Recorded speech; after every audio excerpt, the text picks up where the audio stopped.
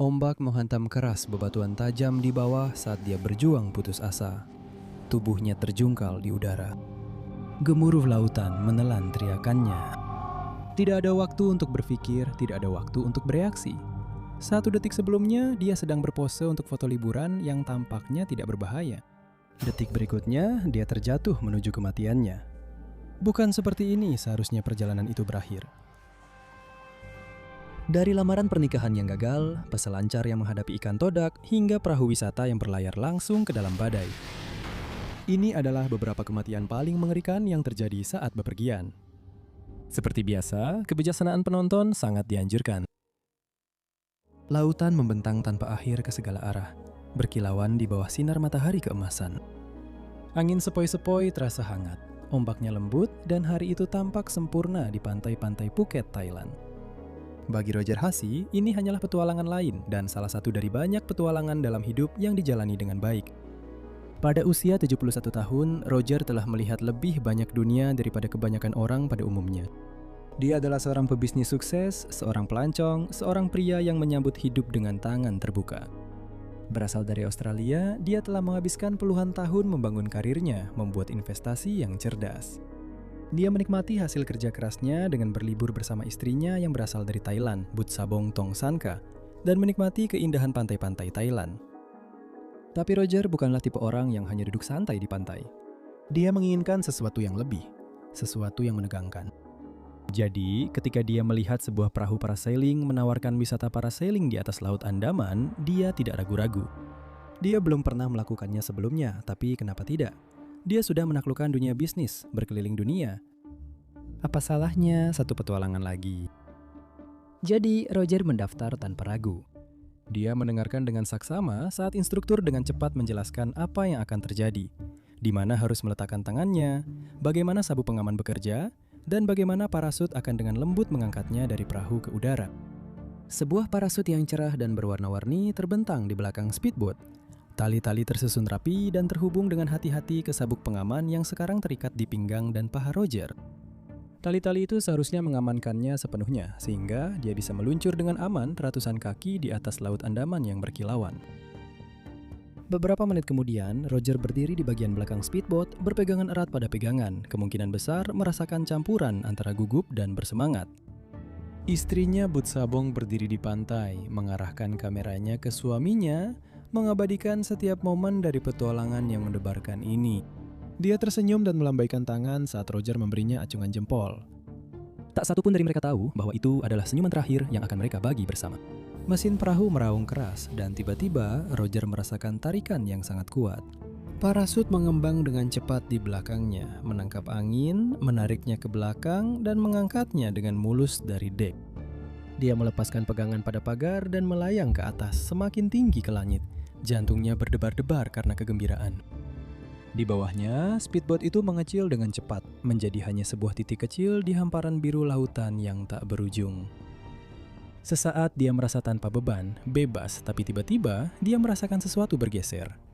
Ada sesuatu yang tidak beres pada tali pengamannya. Tali-tali di sekitar pahanya menjadi sangat longgar, dan tali pengaman yang beberapa saat lalu terasa aman mulai melorot ke bawah kakinya. Dia mengerutkan kening lalu bergeser lagi. Itu aneh. Apakah seharusnya terasa seperti ini? Lalu yang terburuk pun terjadi. Tali pengaman Roger benar-benar terlepas. Dalam sekejap yang mengerikan, tubuh Roger meluncur keluar dari tali yang mengendur dan dia jatuh ke udara. Dari pantai, Butsabong awalnya tidak tahu apa yang sedang terjadi. Dia sedang merekam, memperbesar gambar suaminya yang berada tinggi di langit. Tapi ketika dia tiba-tiba melihat suaminya kesulitan, dia pasti merasakan ketakutan yang luar biasa. Roger jatuh dari ketinggian 100 kaki dari langit ke dalam air.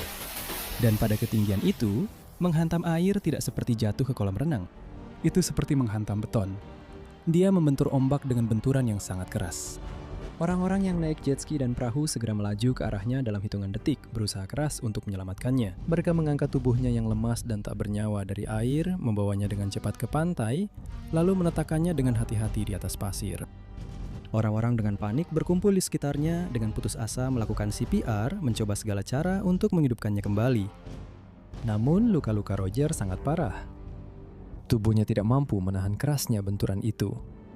Dan sayangnya, dia tidak pernah sadar kembali. Roger Hussey, pria yang beberapa saat sebelumnya terbang di atas surga, telah meninggal seketika. Tidak ada yang bisa menyelamatkannya. Tapi pertanyaan terbesarnya adalah, bagaimana ini bisa terjadi? Para penyelidik dengan cepat mencari tahu apa yang salah. Awalnya, beberapa laporan menyebutkan Roger mungkin secara tidak sengaja melepaskan sabuk pengamannya sendiri karena salah mengira mekanisme pelepas dengan tali lainnya. Namun istrinya membantah hal itu, mengatakan bahwa dia tidak panik atau menyentuh sabuk pengamannya. Beberapa ahli mengemukakan kemungkinan lain.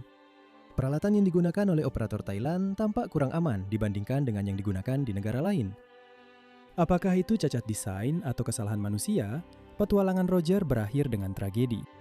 Kedua anggota kru ditangkap dan didakwa dengan kelalaian, tetapi tidak ada hukuman yang bisa mengubah kenyataan yang memilukan itu. Satu saat Roger Hussey sedang terbang. Di saat berikutnya, dia sudah tiada. Saya akan mengatakan ini adalah salah satu kasus terburuk yang pernah saya lihat di mana kegembiraan berubah menjadi tragedi. Tapi cerita kita berikutnya bahkan lebih mengganggu. Matahari terbenam di atas perairan biru kehijauan Pulau Pemba, Tanzania, memancarkan cahaya keemasan di atas lautan. Itu adalah tempat yang sempurna untuk liburan romantis. Terpencil, tenang, dan dikelilingi oleh keindahan alam. Bagi Steven Weber dan pacarnya Kanisha Antoine, liburan ini akan menjadi perjalanan paling berkesan dalam hidup mereka. Mereka menginap di kamar bawah air yang terkenal di Manta Resort. Ini adalah kabin terapung dengan kamar tidur yang terendam, sepenuhnya dikelilingi oleh jendela kaca, memberikan mereka pemandangan laut yang menakjubkan. Ikan-ikan berenang dengan malas di luar. Biru laut yang dalam membentang tanpa batas ke segala arah. Kanisha sama sekali tidak tahu bahwa Steven telah merencanakan sesuatu yang istimewa, sesuatu yang tak terlupakan. Mereka telah berpacaran selama bertahun-tahun, dan Steven adalah seorang romantis sejati yang ingin melamar dengan cara yang belum pernah dilakukan siapapun sebelumnya. Dia bisa saja melakukannya saat makan malam, di pantai, atau saat berjalan-jalan di waktu matahari terbenam. Tapi itu belum cukup. Dia menginginkan sesuatu yang lebih besar, lebih dramatis, lebih bermakna. Dan tidak ada cara yang lebih baik selain melamar di bawah air. Dan pada sore hari, tanggal 19 September 2019, matahari bersinar keemasan di atas pulau, memantulkan bayangan panjang di permukaan laut. Airnya tampak tenang dan damai. Kanisha bersantai dengan nyaman di kamar bawah air mereka, terpesona oleh ikan-ikan berwarna-warni yang berenang mondar-mandir di luar jendela kaca tebal. Dia mungkin sama sekali tidak tahu bahwa Steven telah menyiapkan kejutan ini selama berbulan-bulan, berlatih persis bagaimana momen itu akan berlangsung, merencanakan setiap langkah yang akan dia ambil. Dia menunggu momen yang sempurna. Kanisha berada di dalam kamar tidur bawah air mereka, bersantai dan menonton ikan-ikan berenang melewati kaca. Lalu, dia melihat ada gerakan di luar. Itu adalah Steven. Dia telah menyelam ke laut, berenang menuju jendela. Wajah Kanisha mungkin langsung berseri-seri saat dia melihatnya. Apa yang sedang dia lakukan? Dia pasti awalnya bingung. Lalu dia mengeluarkan selembar kertas yang dibungkus rapi dalam kantong plastik. Dia menempelkan tangannya ke kaca, matanya membaca kata-kata itu saat Stefan mengangkatnya. Catatan itu berbunyi, "Aku tidak bisa menahan napas cukup lama untuk memberitahumu semua hal yang aku cintai darimu. Tapi semua hal yang aku cintai darimu. Aku semakin mencintai setiap hari. Maukah kamu menjadi istriku? Menikahlah denganku." Hati Kanisha mungkin langsung berdebar kencang saat itu juga. Bayangkan saja jika kamu jadi dirinya, berdiri dengan aman di dalam kamar tidur yang terendam itu, menyaksikan adegan bug di film.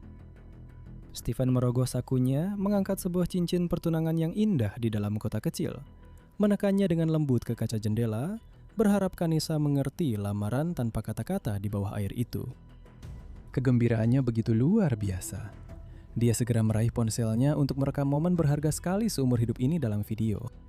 Itu adalah momen yang tidak pernah ingin dia lupakan. Sebuah lamaran yang sempurna. Hari yang sempurna. Semuanya berjalan persis seperti yang dibayangkan oleh Steven. Tapi kemudian ada yang tidak beres. Saat Kanisha tersenyum bahagia merekam seluruh momen tak terlupakan itu, Steven tiba-tiba terlihat tidak nyaman. Suasana tenang dan romantis itu langsung berubah menjadi sesuatu yang mengkhawatirkan. Dia mulai bergerak lebih cepat, mengayuh kakinya lebih kuat dan cepat.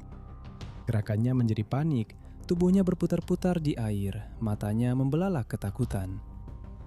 Apa yang sedang terjadi? Kanisha pasti merasakan hatinya tercekat saat melihat pria yang dicintainya berjuang di luar jendela itu, benar-benar tak berdaya untuk menjangkaunya. Dalam hitungan detik, lamaran romantis itu telah berubah menjadi perjuangan putus asa untuk bertahan hidup, dan tidak ada yang bisa dia lakukan selain menonton. Stefan berjuang, mencoba berenang ke permukaan, tetapi tubuhnya tidak merespon seperti yang dia butuhkan. Paru-parunya terasa terbakar, kekurangan oksigen, otot-ototnya kelelahan karena terlalu lama berada di bawah air.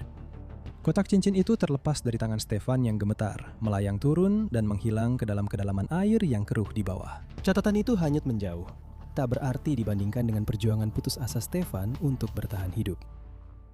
Kanisha menyaksikan dengan ketakutan luar biasa, berteriak memanggil nama Stefan, meskipun dia tahu Stefan tidak bisa mendengarnya. Dia memukul-mukul kaca tebal itu dengan tinjunya, berharap entah bagaimana bisa menembus dan menyelamatkan Stefan, tapi itu sia-sia. Tubuh Stefan tenggelam semakin dalam, menghilang ke kedalaman lautan dan tak terlihat olehnya lagi. Dalam kepanikan dan ketakutan, Kanisha berlari menaiki tangga dari ruangan yang terendam, sambil menangis meminta pertolongan saat dia muncul dari air ke dek di atas. Para pekerja resor mendengar teriakannya dan langsung bertindak, terjun ke laut, berusaha keras mencari Stefan di bawah ombak. Menit-menit terasa seperti berjam-jam. Para penyelam mencari dengan panik, berharap mereka akan menemukannya dalam keadaan hidup. Namun ketika mereka akhirnya menarik Stefan dari air, dia sama sekali tidak merespons. Petugas darurat mencoba segala cara untuk menghidupkannya kembali, tetapi sudah terlambat. Steven Weber telah tenggelam. Dia dinyatakan meninggal tak lama setelah itu. Jadi, apa yang salah? Meskipun seorang perenang yang handal, Steven meremehkan berapa lama dia bisa menahan napasnya. Kegembiraan ditambah dengan usaha fisik berenang, mengangkat catatan dan mengambil cincin, menguras oksigennya lebih cepat dari yang dia perkirakan. Tanpa peralatan pernapasan, lamaran impiannya berubah menjadi kesalahan fatal. Bahkan gestur paling romantis pun bisa berakhir sangat buruk. Kisahnya membuat saya bertanya-tanya di mana batas antara keberanian romantis dan tindakan nekat. Apakah cinta sepadan dengan taruhan apapun, seberbahaya apapun taruhannya? Beritahu saya pendapatmu di bawah, tapi simpan dulu karena semuanya akan semakin intens setelah ini. Kisah kita selanjutnya terjadi di Bali, Indonesia, tempat di mana surga bertemu dengan petualangan. Seharusnya ini menjadi liburan sekali seumur hidup bagi Nilesh Muki yang berusia 33 tahun dan istrinya, Kavita. Berasal dari India, Nilesh bekerja sebagai agen perjalanan, seseorang yang pekerjaannya secara harfiah membantu orang lain merencanakan liburan sempurna mereka. Untuk sekali ini, dia memutuskan bahwa ini adalah gilirannya. Bali adalah tujuan utama dan itu memang beralasan. Bali terkenal di seluruh dunia karena hutan tropisnya yang rimbun, pura-pura yang menakjubkan, dan pantainya yang indah. Pulau itu menjanjikan mereka pelarian dari kehidupan sehari-hari, surga eksotis di mana mereka bisa bersantai, kembali dekat satu sama lain, dan akhirnya menikmati bulan madu yang telah mereka impikan selama bertahun-tahun. Pada tanggal 23 Oktober 2024, pasangan itu berangkat untuk menjelajahi Pulau Nusa Penida, salah satu tempat paling instagramable di Bali. Di antara tempat terkenalnya adalah Angels Billabong, sebuah kolam pasang surut yang menakjubkan di atas tebing yang menghadap ke Samudra Hindia. Para wisatawan sangat menyukainya. Foto-foto yang diambil di sini membuat mereka tampak melayang di atas laut, tetapi keindahannya menyembunyikan risiko mematikan. Pasang bisa berubah dalam sekejap dan mengirimkan gelombang besar mendadak yang menyapu segala sesuatu di jalurnya ke dalam air ganas di bawahnya. Penduduk setempat tahu bahayanya dan tanda peringatan mendesak pengunjung untuk menjauh. Namun, tidak semua orang mendengarkan.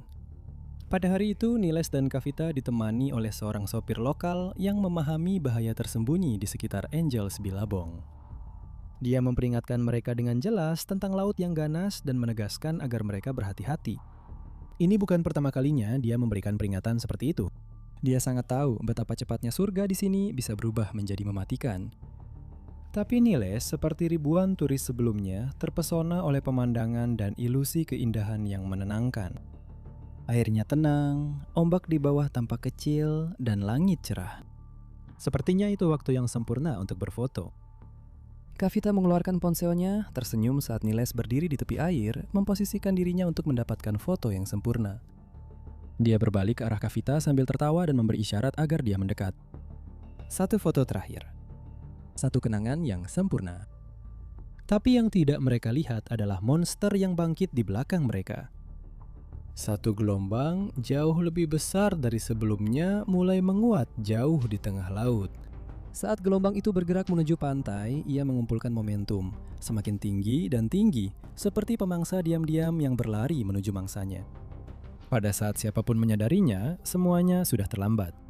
Sebelum mereka bisa bereaksi, gelombang itu menghantam tebing dengan kekuatan yang tampaknya mustahil beberapa saat sebelumnya.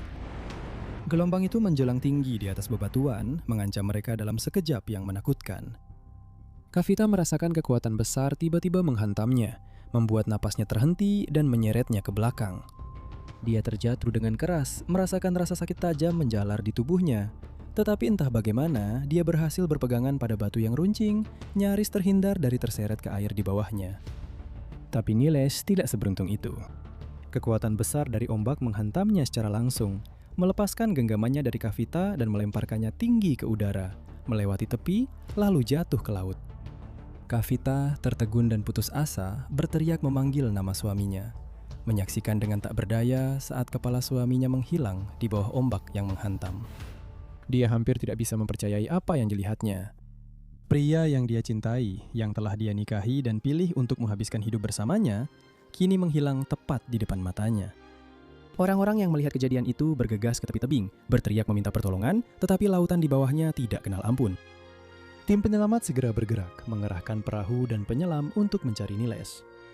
Berjam-jam berlalu, dan meskipun mereka sudah berusaha sebaik mungkin, dia tidak ditemukan dimanapun. Ombak terus menghantam tanpa henti dan laut tidak menunjukkan belas kasihan. Baru keesokan harinya, jasad Niles akhirnya ditemukan lebih dari 11 mil dari Angeles Billabong, terbawa jauh dari lokasi kejadian oleh arus laut yang kuat. Penyebab kematian sangat jelas dan begitu sederhana. Peringatan dari warga setempat diabaikan.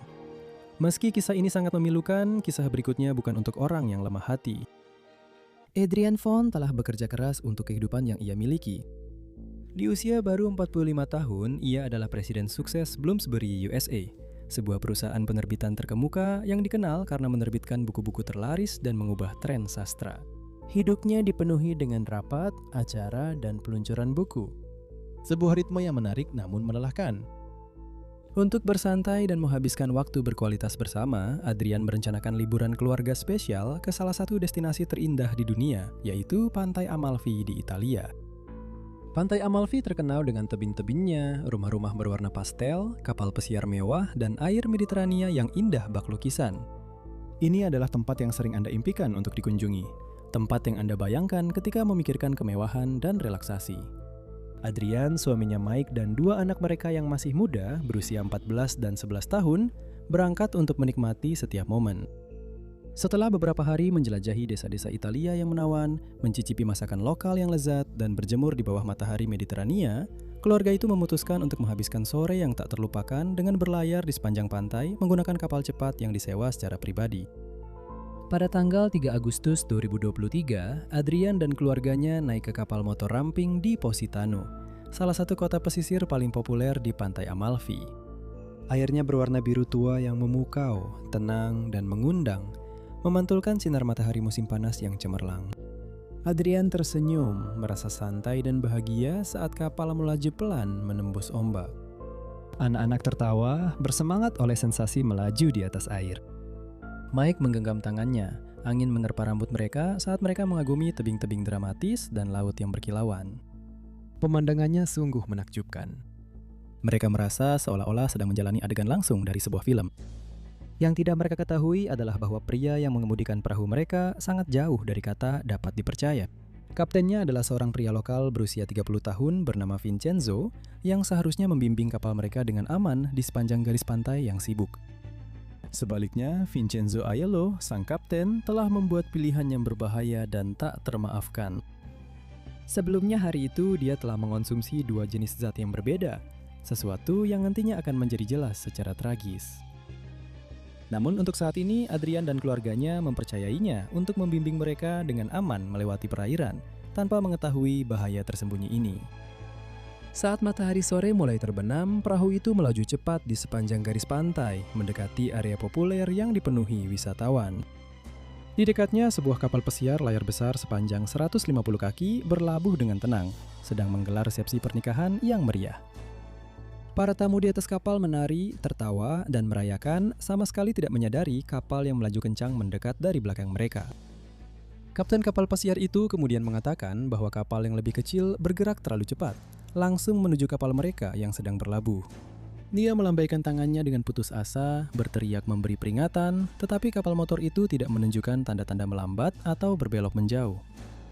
Lalu, tabrakan. Tanpa peringatan, speedboat Adrian menabrak dengan keras kapal layar yang sedang berlabuh. Benturannya, seperti yang bisa Anda bayangkan, sangat menghancurkan. Adrian yang berdiri di dekat tepi kapalnya tiba-tiba terlempar ke udara oleh kekuatan tabrakan itu dan langsung jatuh ke baling-baling yang berputar di bawah permukaan air. Mike menyaksikan dengan ngeri saat istrinya menghilang dari pandangan dan baru menyadari beberapa detik kemudian bahwa baling-baling kapal telah mengenainya. Dalam sekejap yang mengerikan, liburan keluarga yang indah berubah menjadi mimpi buruk yang tak terbayangkan. Kepanikan pun pecah di atas kapal. Mike berteriak panik, mencari di air dengan putus asa berharap Adrian entah bagaimana bisa selamat.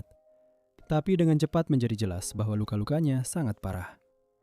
Ketika tim penyelamat tiba beberapa saat kemudian, mereka menarik Adrian dari air dan meskipun mereka segera membawanya ke tepi dan melakukan segala cara untuk menyelamatkan nyawanya, sayangnya ia meninggal karena luka-lukanya dalam hitungan menit.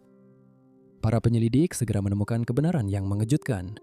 Kapten kapal tersebut terbukti positif menggunakan zat terlarang yang jelas memengaruhi penilaian dan waktu reaksinya.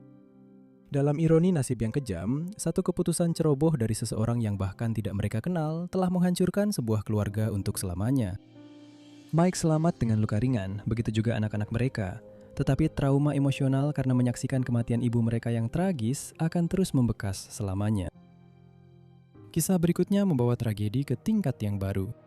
Kisah ini melibatkan puluhan turis, seorang kapten kapal, cuaca mematikan, dan salah satu kecelakaan terburuk yang pernah terjadi dalam sejarah pariwisata.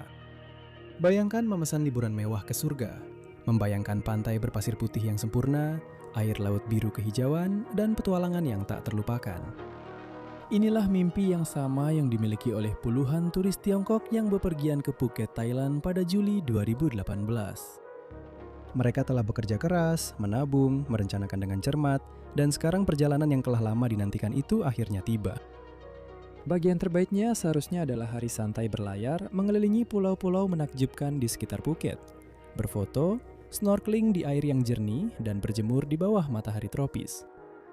Namun tak satu pun dari mereka tahu bahwa liburan sempurna mereka akan berubah menjadi salah satu insiden yang paling dikenang dalam sejarah Thailand.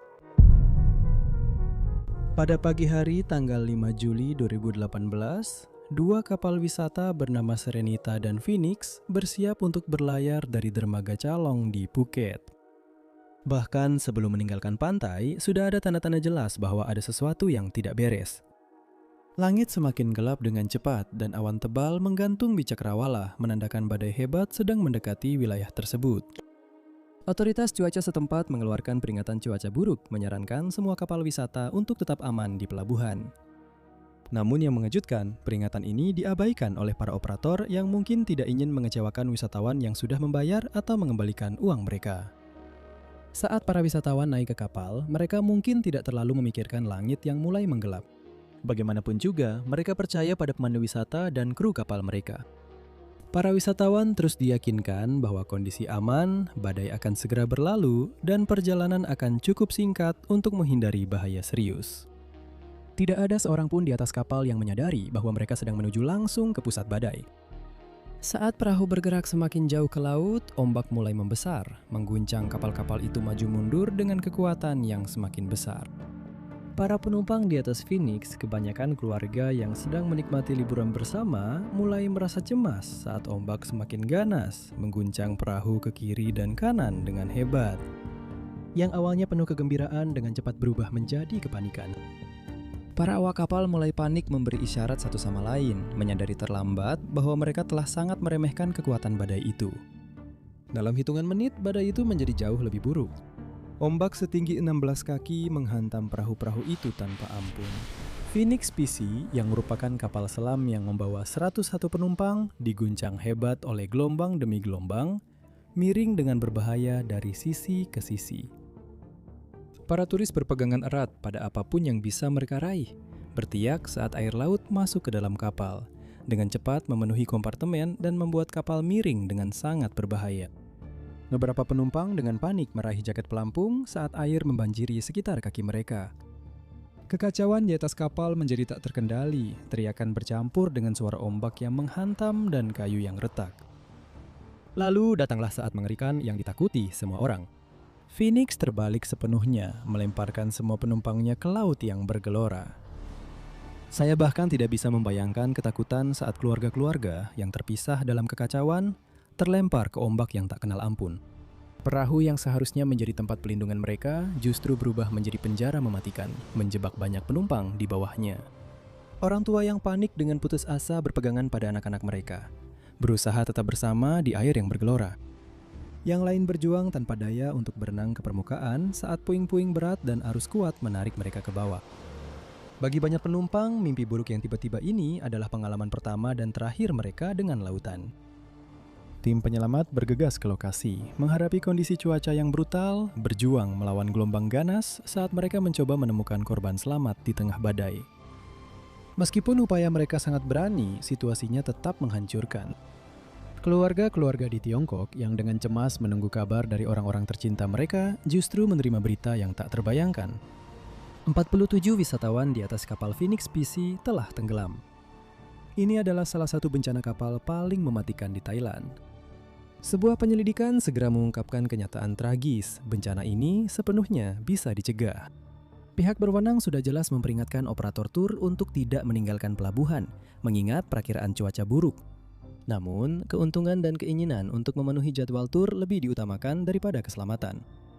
Kru kapal mengabaikan beberapa peringatan, mempertaruhkan nyawa penumpang mereka, bertaruh bahwa cuaca tidak akan seburuk itu. Karena kelalaian mereka mengirim puluhan turis tak bersalah langsung ke dalam badai mematikan. Kisah ini sangat mengerikan karena menunjukkan betapa keselamatan Anda sering sepenuhnya berada di tangan orang asing. Beberapa di antaranya bahkan mungkin rela mempertaruhkan nyawa Anda demi keuntungan. Keluarga-keluarga hancur, hidup mereka hancur hanya karena peringatan diabaikan. Setelah tragedi ini, Thailand terpaksa merombak undang-undang keselamatan maritimnya. Namun bagi orang-orang yang menaiki kapal pada 5 Juli 2018, reformasi itu datang terlambat. Kisah terakhir kita membawa tragedi ke tingkat yang lebih surreal lagi. Bayangkan kamu sedang berselancar, menikmati hari di perairan tropis yang sempurna. Lalu tiba-tiba, tanpa diduga, kamu menjadi korban salah satu predator paling aneh di lautan. Ini adalah kisah Giulia Manfrini. Giulia Manfrini bukan sekadar turis biasa. Di usia 36 tahun, dia adalah sosok yang suka berpetualang, atletis, dan sangat terobsesi dengan selancar. Sebagai wanita asli Italia, dia berkeliling dunia mengejar ombak sempurna, selalu mendorong batas dirinya. Pada bulan Oktober 2024, dia terbang ke Kepulauan Mentawai di Indonesia, salah satu destinasi selancar terbaik di dunia. Dengan air yang jernih dan ombak legendaris, tempat itu adalah lokasi impian bagi peselancar seperti dirinya. Pada 18 Oktober, Giulia dan sekelompok peselancar berangkat ke Pulau Masakut. Cuacanya sempurna, dengan langit cerah, angin sepoi-sepoi, dan ombak yang bergulung. Dia melapisi papan selancarnya dengan lilin, memeriksa tali kaki, dan mulai mendayung dengan penuh semangat untuk berselancar. Di sela-sela berselancar, Giulia mungkin tertawa dan bercanda dengan teman-temannya, menikmati kebahagiaan di tempat yang indah ini.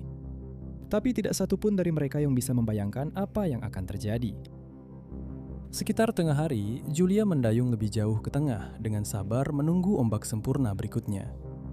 Saat dia duduk tegak di atas papannya, perlahan terayun mengikuti gerakan laut, air di bawahnya tampak tenang, damai, dan mengundang. Namun tersembunyi di balik air yang tenang itu, seekor ikan todak besar tiba-tiba melesat cepat ke arahnya. Giulia mungkin hanya melihat bayangan perak samar di bawahnya sebelum merasakan sebuah kekuatan tak terlukiskan menghantam tubuhnya. Ikan todak itu melompat langsung ke atas, menusukkan moncong tajamnya seperti pedang dengan akurasi yang mengerikan tepat ke dada Giulia. Benturan yang sangat kuat itu langsung membuat Giulia terlempar dari papan selancarnya dan jatuh ke dalam air.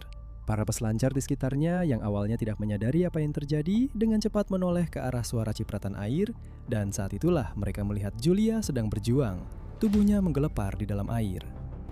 Teman-temannya mendayung dengan putus asa ke arahnya. Mereka menariknya ke atas papan selancar mereka, dengan panik memanggil namanya, berusaha keras menjaga kepalanya tetap di atas air. Darah menyebar di lautan di sekitar mereka, bercampur dengan ombak saat mereka mengangkatnya ke atas perahu penyelamat yang ada di dekatnya.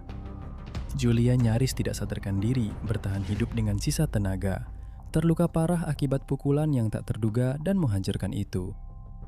Putus asa untuk menyelamatkan nyawanya, teman-teman Julia dan para pekerja resor bergegas kembali ke pantai secepat mungkin. Mereka membawa Julia dengan tergesa-gesa ke pantai dan langsung membawanya ke klinik kesehatan terdekat. Petugas medis dengan cepat menyadari bahwa luka-luka Julia sangat parah. Paru ikan todak telah menembus jauh ke dalam dada Julia, menyebabkan pendarahan internal yang hebat dan trauma parah pada organ vitalnya. Para dokter melakukan segala yang mereka bisa, berjuang mati-matian untuk menyelamatkan nyawa Julia, tetapi luka-lukanya memang terlalu parah. Tragisnya, Julia Manfrini meninggal hanya beberapa menit setelah tiba di klinik. Teman-temannya sangat terkejut. Bagaimana ini bisa terjadi? Serangan ikan todak terhadap manusia sangatlah langka. Begitu langka sehingga para ahli kemudian menyebut peristiwa ini sebagai tragedi 1 banding 1.000.000. Biasanya, ikan todak hanya menyerang mangsa yang lebih kecil, bergerak cepat di dalam air tanpa pernah membahayakan manusia. Ada banyak teori tentang mengapa serangan aneh ini terjadi. Penjelasan yang paling mungkin adalah papan selancar Julia, yang bergerak di permukaan air, disangka sebagai mangsa dan ikan itu menyerang. Seperti yang kita lihat hari ini, surga bisa dengan cepat berubah menjadi mematikan, bahkan bagi mereka yang merasa sudah siap. Ingin mendukung channel ini? Bergabunglah untuk mendapatkan keuntungan eksklusif. Terima kasih sudah menonton dan sampai jumpa di video berikutnya. Tetap berani dan jalani hidup dengan berani.